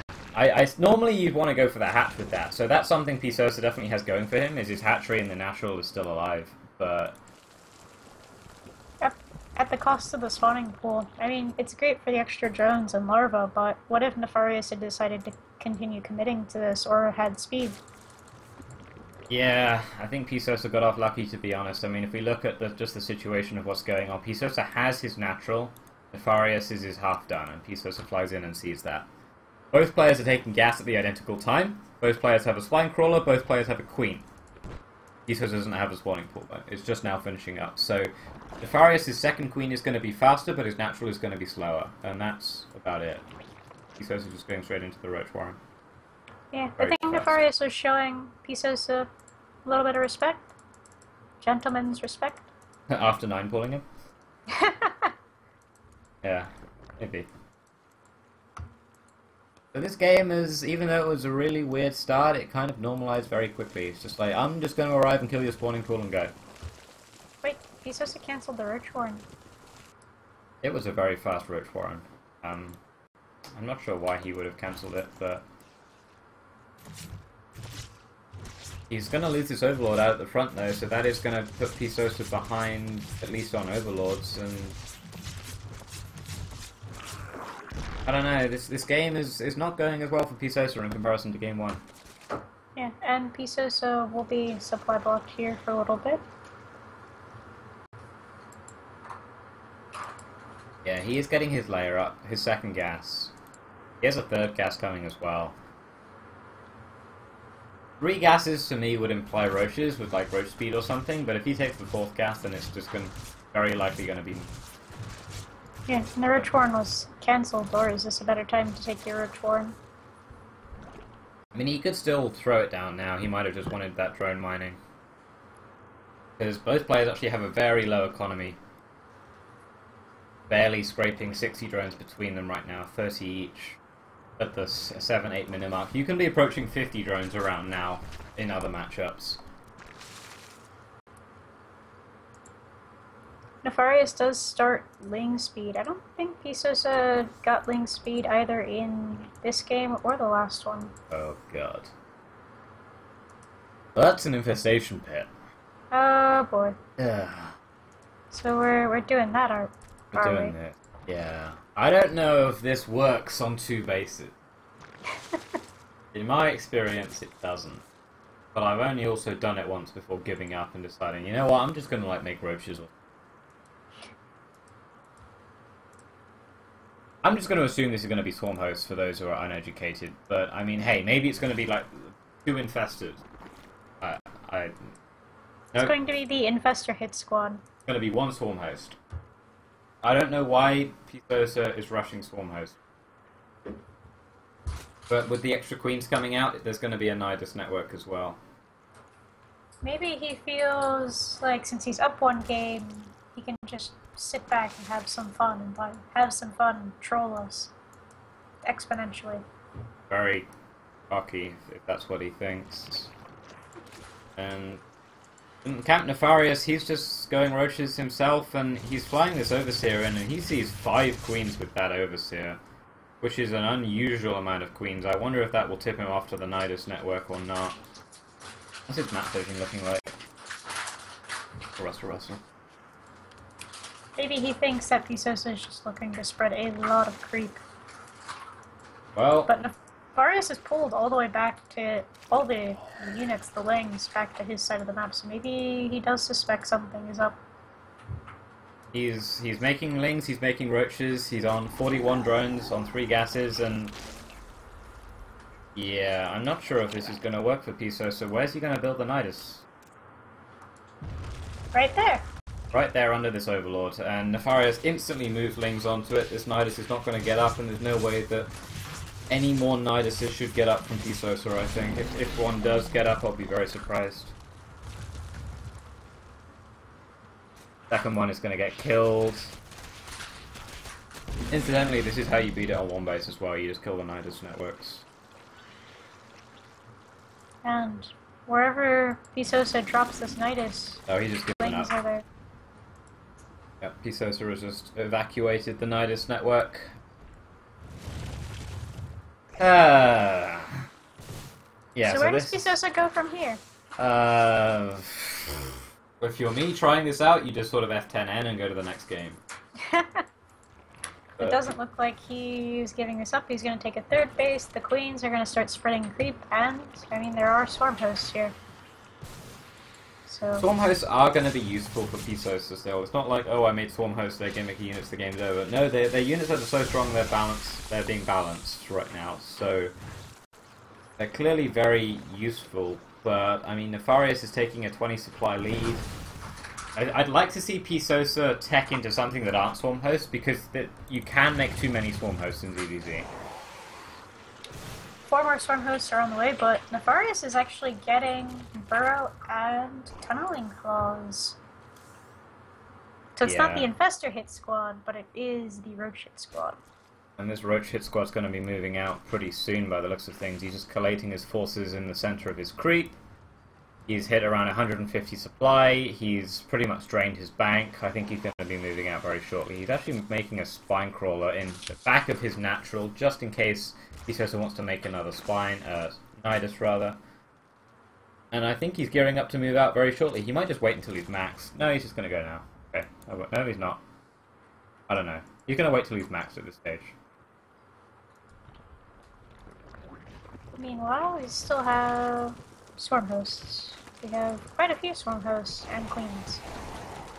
I think Pisosa needs... He needs that Roach Warren, or maybe he could have gone up to Hive during all of this, maybe tried to rush Broodlords, but... There is one Overseer, and it's being harassed by one of Nefarious' Queens on Nefarious' side of the map, so this is not going to get scouted, and I don't think there are any Spore Crawlers either. No, you can just barely see ripples where the roaches come in, but... We must place that. Although it's hitting up the Swarm Host on the ramp, and they're getting confused. Oh my god, this is gonna be brutal. Pisosa does not expect this. The roaches unburrow in the natural, the roaches are attacking at front, the roaches unburrow in the main, the roaches unburrow at the back, and the third base gets popped. Main is popped as well. Oh my goodness. This is so cool. Units are everywhere. It is chaos. I think chaos is Nefarious' way to play, it seems, as roaches in the natural as well. 25 drones going down from Pisosa's side of things. He's looking pretty down and out this game. We're getting revenge on the Nidus. Yeah. And I think he's just gonna kill this layer as well. Yeah, there is one hatchery being morphed for Pisosa, but that's his only potentially mining base. Yeah. Is there an Overseer for Pisosa? No. There's Now no there there. is. Oh, there's a couple actually. Fine. But more roaches are streaming across the map. They've got +2, and that Spine Crawler was not the hero that Pisosa needed at the moment. GG. What a strange game. I don't know why Pisosa opted for that strategy, but I guess he's confident in map 3, which will be Deadwing. The score is now 1-1 between them. Mixed it up a bit for game 2, and now it's serious business time. Serious business time. What does Pisosa do when he's serious businessing? I think he'll probably just opt straight for pool first, hatchery, maybe the gas. Nefarious has also shown that he's quite happy just to throw down the 9 pool when he's on the verge of extinction in the series. That's a very grim way of looking at it, but I guess that's correct. So he is not afraid of playing crazy if needs be. We've got vertical spawns on this map, and spawning in the top left, it is Pisosa, and Nefarious is spawning on the bottom left. Both players sending their overlords vertically. It's the fastest guaranteed bit of information. Occasionally you'll see some people send their overlords cross map just to either be different or to try and hide the fact that they might be spawning vertical and maybe hide the fact that they're doing something aggressive or cheesy. So currently that's not going to be the case though. We've got extra overlords coming out on 9. No early pools or anything crazy from either player. Although I guess with cross spawns, it would take so long for units to get across the map that there's not a whole lot of point to it. Yeah, nothing completely crazy. I imagine we'll be going up to 14 drones from both players here very shortly. Yeah. You reckon there's going to be hatch firsts? On this map? I think after the Yeah. crazy games we've already had, I could Both see hatch first, at yeah. least one player being safe. Neither player are being safe. Oh, well, maybe I like to think safe, so I'm not a good judge of character. It's good to play safe in ZVZ. There are some people on this map especially who will just like 10 pool, 10 gas, make speedlings and just sit and wait for like 3 minutes building them up and then flood across. Kind of free win if you go hatch first, so it's good to be safe sometimes. And Nefarious is being safe. 15, actually this is 15 pool, 14 gas for him, so pretty fast gas from Nefarious once again. And Pisosa, he's currently gasless, but he has the option of throwing down that gas, but seeing the Overlord pop out on 15, I think he's going to go gasless again, like in game 1. Yeah, Nefarious has definitely been favoring the early and faster gas builds, where Pisosa has been gasless into Roaches, or in the last game's case, Nidus Networks and Swarm Hosts. I still can't quite understand that game. I know Pisosa sent me a cheeky message after the series saying, yeah, watch out for the Swarm Hosts and the Nidus Networks. And, yeah. Maybe Hopefully, he was yeah. like really metagaming and thinking of all the CSL matches to come. Yeah, I'm just saying, please do that versus me, Pisosa. Please do. Please. He's actually opting for the gas on 23 on the subject of Pisosa, so that's a just in case I'm getting speeding all in type gas. It gives you enough time to get the emergency bailing nest out, just in case. Else you could opt for like a layer and then +1 roach speed, that kind of stuff. Nefarious has opted for the link speed, and he is staying in gas, and both players are going to get supply blocked at 28, so the mirror continues. Pisosa opting for the safety Sprine Crawler again, which is something we saw out of him in the first game as well. And Nefarious is getting the Baneling Nest. Along with Pisosa. Nice and safe. What I would have predicted Pisosa to do here, so hopefully he doesn't decide, oh yeah, cool, I'm safe. Now it's time just to go Nidus. Storm Hosts again. Please don't. Ever. Although it would be a little bit easier on this map, there's a bit more space to sneak things. Yeah, you can, once you get set up with that, it's reasonably well, but if it gets shut down before it even starts, then it works out so well. But Nefarious is just going to drone up quite casually this game. Just probably add layer very shortly, to be quite honest. Yeah, he's got the second gas, the third gas, the fourth gas. Okay. Going up to his... He likes to go for muters off of a somewhat weaker economy, so his muters are going to come out a lot faster. That being said, his layer is started yet, but he gets muters pretty fast, but seems to delay the economy side of things a bit. Yep. Neither one is really going for anything. Oh, he cancelled one of the crazy. gas. What the hell? Oh, he changed his mind, I guess. Oh. Maybe he'll be doing the Swarm Host Nidus this time. I think that's just us. Our team. Sinister. Who does that. Yeah. Nefarious definitely changed his game plans in the middle of this map, as he was set up to very definitely go into muses there. But now, changing things up with the Roach War and the Evo, he's not yet mining, just now mining from this third gas, and he doesn't need this fourth gas for going Roaches with one Evo. Like we see Pisosa, he's also hasn't yet taken this fourth gas, so... That But being it said, is Pisosa is queued up. going muses. Yeah, Pisosa is actually opting for the faster layer this time and the additional gases. And Nefarious is going to take a third base, although Pisosa has as well. Yeah, so this matchup often devolves once you get past the craziness in the early game. It devolves down to who can secure the third base and utilize it for as long as they can. If you can put it bluntly in terms of numbers, it's 50% more income and 50% more production, which is massive in DBZ. I'm not doing the math. Eh? It's a lot more. It's... I would have to do a lot of math.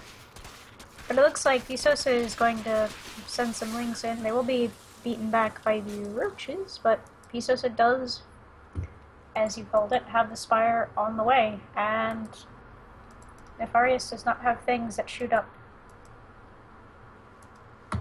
Yeah, that's... I mean, it can...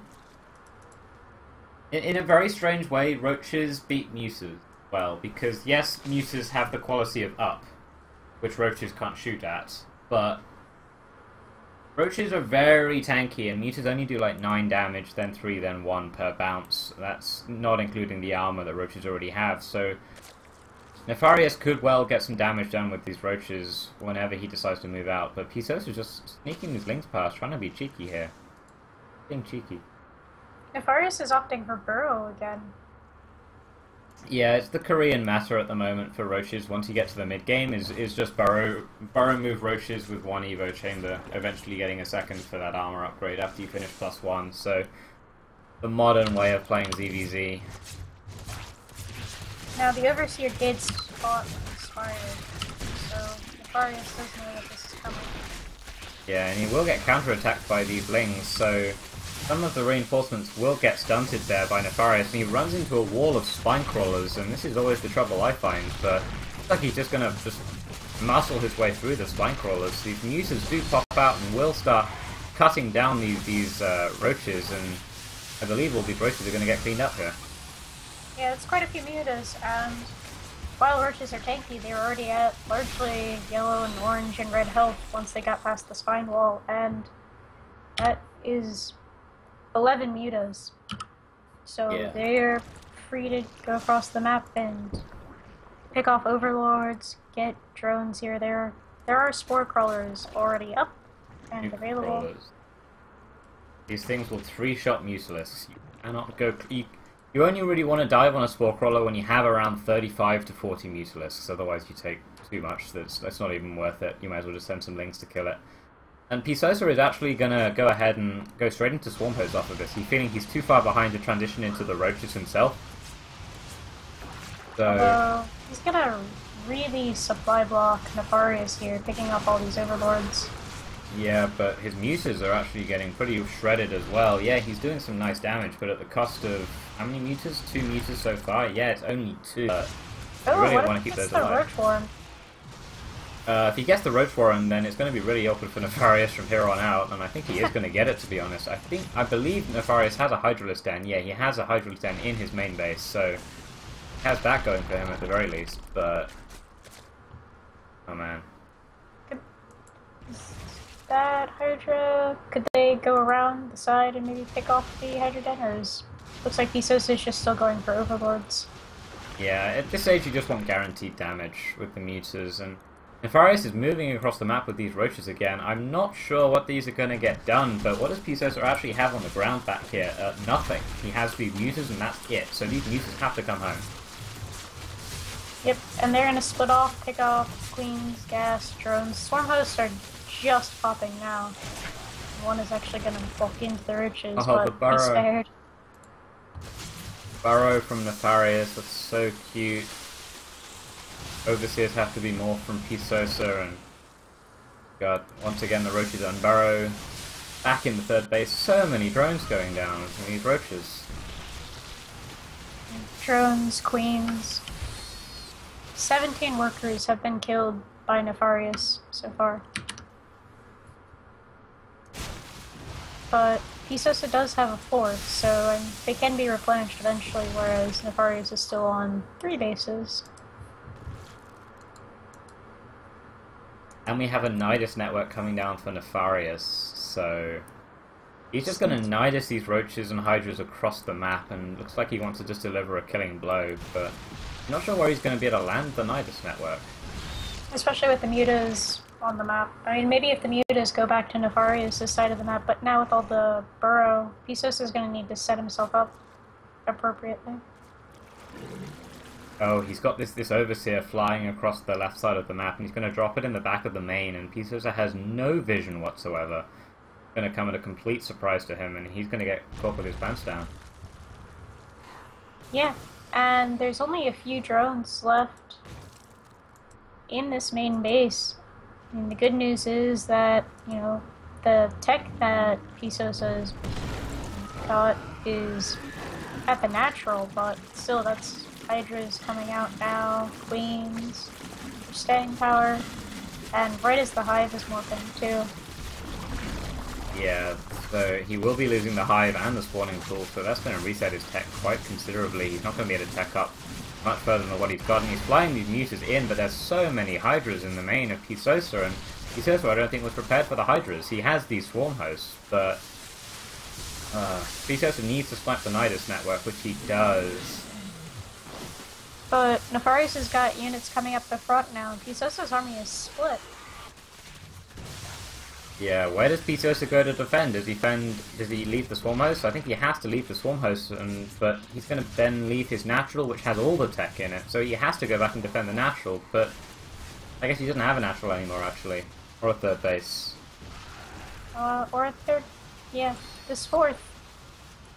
That's about it. We're going to lose the infestation pit, Baneling Nest, no, there's a spawning Spire goes down, +2 is going to get cancelled. This is looking pretty grim. Are the Mutas left? Yeah. There are Mutas left, but there are just so many Hydras for Nefarious that, I mean, at this stage he can just retreat back into the main of Pisosa, throw down another Nidus network and go home. I think he's going to try and keep pushing though by the looks of this. Push towards And I think the he swarm got host. Pisosa's Overseer, so if he wanted to burrow more roaches, he could do that. Yeah, he might well do... No, Pisosa's actually going to clean this up, but... Wow, this game. So Pisosa is on one base, it's got 50 drones on it. But Nefarious, he's safe from counterattacks. He has Spore Crawlers scattered everywhere, so Pisosa can't really do counterattack damage. Yeah, and with all the Hydras out, it's going to be difficult for the Mutas to get really anything done other than keeping, I guess, Nefarious' army on that side of the map until Pisosa could try to recover.